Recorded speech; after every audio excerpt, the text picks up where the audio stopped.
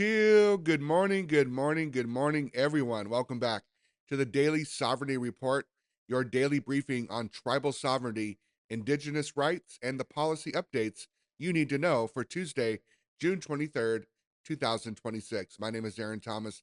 My traditional hereditary name is Howheaton. And before we dive in, if you're finding value in these daily updates, and thank you for so many of you have reached out on LinkedIn, on Twitter, or X, and other sources of information, please, thank you so much for reaching out to me. But please take a second to smash that like button, subscribe to this podcast, and make sure that you share this with a cousin, a friend, a neighbor, because we are building a powerful community here, and if we need your help to amplify Indigenous voices. Now let's get straight into the news. In legislative updates up in Canada, First Nations, we start with the historic legislative move in Canada where Bill C-37, the First Nations Clean Water Act, has been formally introduced in Ottawa. This groundbreaking legislation explicitly recognizes that a First Nations inherent right to self government includes absolute jurisdiction over drinking water, wastewater, and source water on their lands. Now, why this matters. For decades, many First Nations communities have endured long term drinking water advisories due to infrastructure neglect.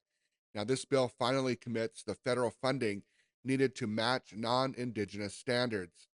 For sovereignty, this is a major victory for water sovereignty. True independence is impossible if a nation does not control its own life sustaining resources. By legally recognizing tribal jurisdiction over water, this act allows First Nations to govern and protect their own water systems without provincial interference. We'll keep an eye on that as we continue on. Now, legislative updates here in the United States. Moving to the United States, the Department of Interior has announced a major 10-year extension on the Indian Trust Asset Reform Act demonstration project. This extension pushes the program to 2036, allowing participating tribes to bypass the Bureau of Indian Affairs and establish their own forestry and surface leasing regulations. Now, why this matters. Tribal nations no longer have to wait on possibly sluggish federal approvals out of Washington, D.C.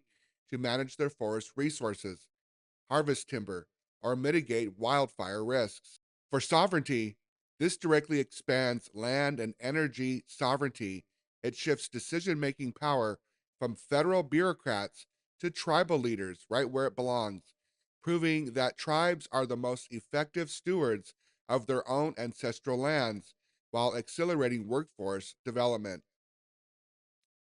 Now, looking at some land back initiatives in Arizona, a massive land back effort has completed one of the largest tribal consolidations in recent state history.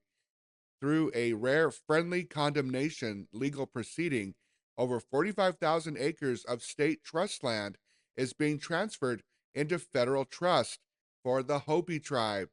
Now, why this matters. This restores physical ancestral territory to the Hopi people, providing vital geographic continuity and agricultural potential and sacred site protection. For sovereignty, a nation must have a defined territory. Returning this land to trust status removes it entirely from state control and places it under the exclusive jurisdiction of the tribal government, fulfilling a core pillar of land sovereignty. All right, let's turn our attention to sports and economic policy. In the policy and sports betting arena, a new proposal from the Commodity Futures Trading Commission is sparking severe friction with tribal gaming groups. The CFTC is attempting to narrow its authority over online prediction markets, but the proposed rule claims federal preemption over states while completely omitting the distinct legal status of tribal governments. Now, why this matters. Tribal gaming is a multi billion-dollar industry that directly funds reservation schools, healthcare, and infrastructure. Unregulated online prediction markets threaten tribal casino revenues. For sovereignty, Tribes are separate sovereigns, not states. When a federal agency treats tribal jurisdiction as an afterthought, it threatens the political status of tribal nations. Defending gaming rights is a direct assertion of economic sovereignty, protecting the revenue streams that keep tribes independent. Now let's turn our attention to weather and climate resilience. Finally, a look at the extreme weather going on across the United States, across the continent. And please, if you're part of this, take care. Make sure that you are looking at all your emergency notifications and make sure you're signed up for those. But in the National Weather Service is tracking a massive heat dome here in the Southwest, with temperatures soaring past 103 degrees, affecting areas like the Monument Valley Navajo Tribal Park. Meanwhile, the Central Plains faces severe risk of heavy rain and flash flooding. Now, why this matters: extreme heat stresses isolated reservations, power grids, endangering elders and vulnerable citizens.